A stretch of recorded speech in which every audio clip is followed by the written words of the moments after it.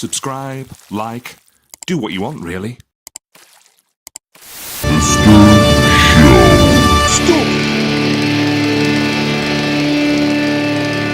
And we are back, folks, with Heat 8 of 8 in the Championship Tournament to crown the very best action figure belt ever made. Heat number 8 will focus on World Championship Wrestling. And a few notes before we begin. The WCW World Tag Team Championships were featured in the earlier Tag Team Heat. I have no Reggie Parks WCW World Heavyweight Championship nor TV Championship. So really today focusing on big golds and variants thereof, as well as some secondary titles. And we begin in the early 1990s and our friends at Galoob, who well and truly spoilt us by giving us a belt with every single action figure. Now, weird in the UK because WCW, as far as I'm aware, wasn't on our TV screens until the mid-90s. And even then, it was on a German satellite channel called DSF. So you had to listen through the German dubbing to find out what was happening during the Monday Night Wars. WCW proper in English, I don't think landed until the late 90s, early 2000s on our screens, which makes buying WCW figures in the early 90s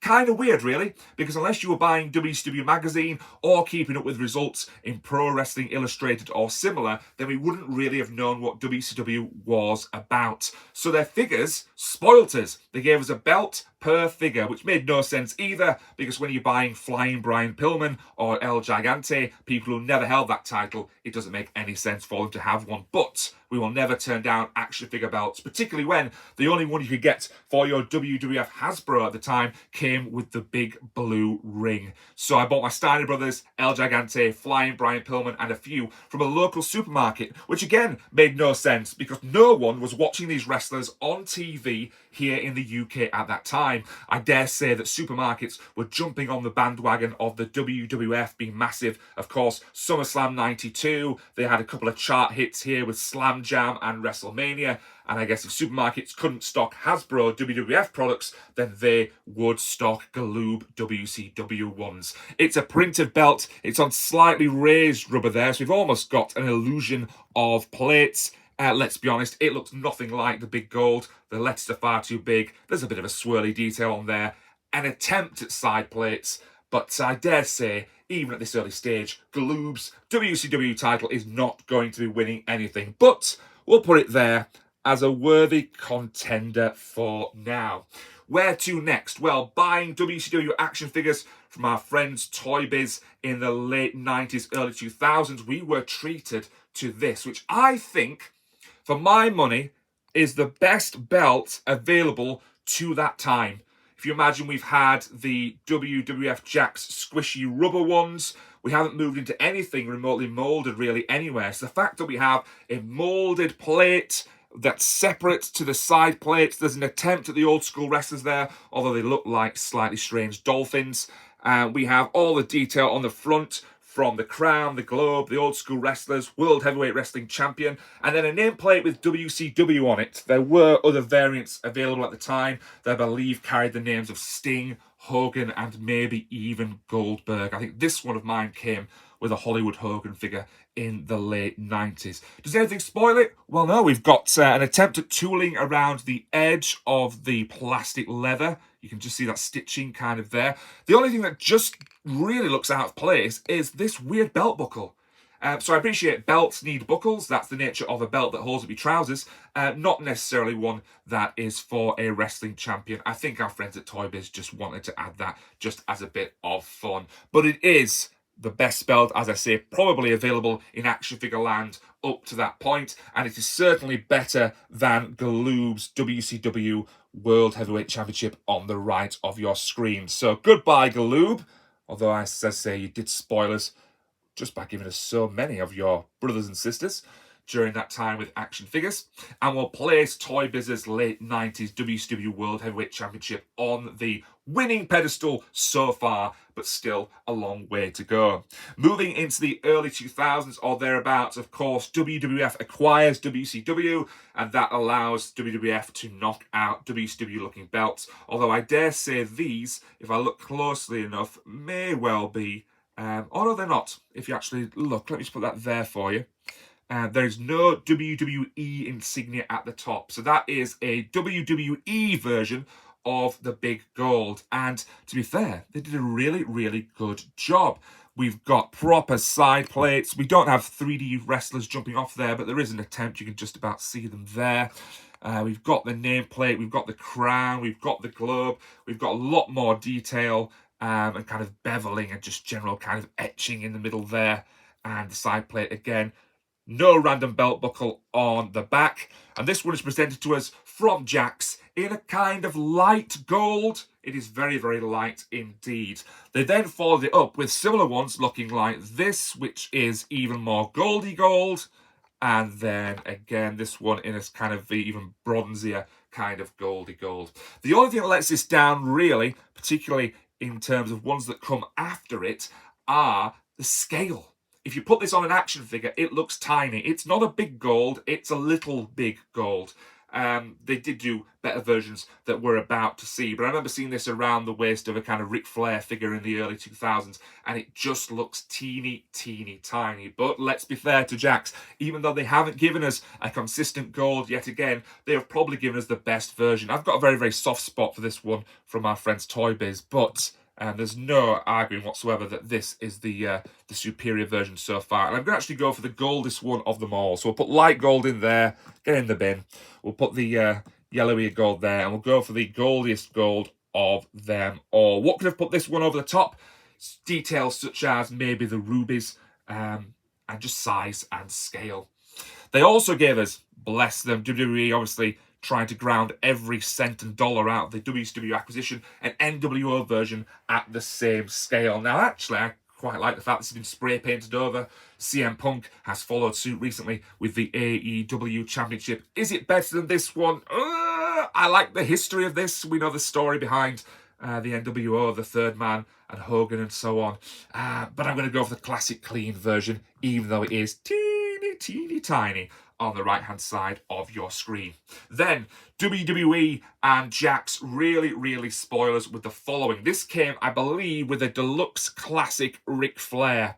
And look at that. I mean, I appreciate this is slightly back, this one, in terms of the camera, but the scale, I mean, let's just put them a little bit close side to side for a bit of fair comparison. Look at that.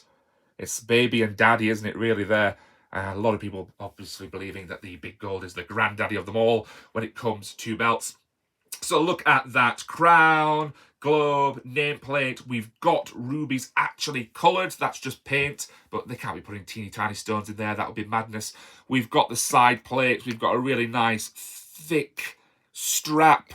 We do actually have leather, kind of pseudo leather detailing and tooling on there. If I can just get it to zoom in, you can see how the belt's got texture there, made by our friends in China. And just look how the wrestlers jump off here, those grapplers, and the crown. There's a really, really great level of detail in terms of texture and things popping off that belt. Love it, love it, love it. The only cheat, and the eagle-eyed amongst you will have seen this, is the fact that at the top there is a WWE logo. So what happened was, of course, by this point the World Heavyweight Championship exists, the WWE version of it, and they've just used the same mold of our friends at Jakks and passed it off as a WCW World Heavyweight Championship when in fact it is not. Also like the colour, although again it's a more lighty gold. WWE also followed up in the same scale with an NWO version of the same one. Again, WWE logo at the top, but because this isn't Deluxe Classic, it does not have the rubies jumping off it. So I think that is the superior belt so far. And I'm going to forgive the fact that it has the WWE logo at the top. So goodbye, little big gold. Goodbye, big NWO gold. And hello to our reigning champion in this heat then, in the form of that Jakks Deluxe WCW World Heavyweight Championship, even though it is secretly a WWE one. Last two belts then. Can anything knock this off its perch? Well, we go to much more recent. I started getting a bit more into my Mattel Elites, and I just simply had to have one of these. You know from previous videos how much I adore Reggie Parks' WCW United States Championship. And here is the Mattel Elite version. Again, bought from China. I do believe these are Chinese seconds, which means that they aren't of the best quality. They wouldn't have got past quality control. You can see there with the United States flag in the middle, it's a little bit messy. Some of the paint's run, but it means I can get these on the cheap and at least still own one. Of course, looks a lot like Reggie Parks' Intercontinental Championship. We've got the black banners. We've got a winged eagle that looks like it's come straight off the WWF winged eagle. All that beveling and detail in between these kind of sections, which the IC title has as well. And then double plates. There were a couple of different versions of the United States title. Not all of them carried this Star Spangled Banner American flag plate on the side. So we have the WCW grapplers on there, and we have the American flag not painted. That would have really put this belt over the top. Issues with this is the colour. Mattel have almost gone into Jakks territory and given us a really, really, really gold belt that just looks plain weird. And it's just very platey, isn't it? And I love this belt. A slight curve on there would have been great, but probably not true and faithful to the original. So I can't believe I'm saying this. Thanks for playing WCW United States Heavyweight Wrestling Championship, but goodbye, Reggie. And we are holding on to this pseudo WCW World Heavyweight Championship. As I say, it was sold as that, even though it quite clearly has the WWF logo, or WWE logo rather, at the top. One last belt and a bit of a wild card, and you might think this is wrong or sacrilege, but hey, it's my video, it's my channel, I'll do what I want. Comment below if you disagree, and I may even listen to you. Very, very complicated relationship in the past between the NWA, the National Wrestling Alliance, Jim Crockett Promotions, and then what became World Championship Wrestling. And of course, a complicated lineage in terms of heavyweight champions, because your NWA champion becomes your WCW champion. The belts kind of coexisted. There was the International Championship thrown in there as well, where things got complicated in the early 1990s. But I absolutely adore this. Again, from our friends at Toy Biz Marvel, it is the NWA World Heavyweight Championship. Now look at that. We have a center plate that is 3D. If you just look on the side there, how the dome pops off there.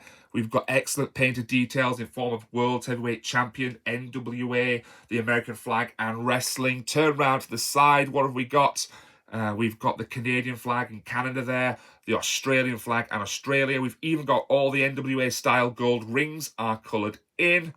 Not a fan of the buckle. It's just a push through buckle rather than a kind of belt style buckle. But hey, let you off with that one, my friends at Toy Biz. Then to Japan, and then to Mexico, and back round again. Now, you will think this is very controversial, I am sure, because I know how much love there is out there for the WCW Big Gold. And the fact this is a WCW category and the NWA have encroached, again, if you disagree, vote in the comments and I may change my mind. May, probably not. May, possibly, definitely, maybe. So who is going to win this? Is it the WCW Big Gold and what I think is the best version of it from Jakks? Or is it going to be Toy Biz Marvel's World Heavyweight Championship for the NWA? Well, I'll be honest, you know how I feel about colour on belts. You know how I feel about 3D elements on belts. You know how I feel about flags on belts. So, controversially or not, this WCW heat belongs to the NWA World Heavyweight Championship. Quite a rare find these nowadays. They came with a Christian Cage TNA figure and I believe a Jeff Jarrett TNA figure as well. Given that the NWA under Billy Corgan isn't exactly a kind of national presence really now, chances of getting another version of this are probably quite slim unless they broker a deal with another toy figure company and maybe do some, well, current. Do you want a new Tyrus? A new Funkasaurus? Maybe you do. And I tell you what, if that floats your boat, then that's fine for you. I'm holding out for Nick Aldis, aka Magnus, to show up maybe at some point in AEW and WWE, and maybe they'll do a figure of him at some point that has this belt if they have the right. So there you go. Heat 8 of 8 belongs to the NWA World Heavyweight Championship. It joins the other 7 in what will be a tournament of 8, whittling down to 4 to 2 to 1 to crown the very best action figure belt ever made. Until next time and the quarterfinals, take care. Ta-ra now.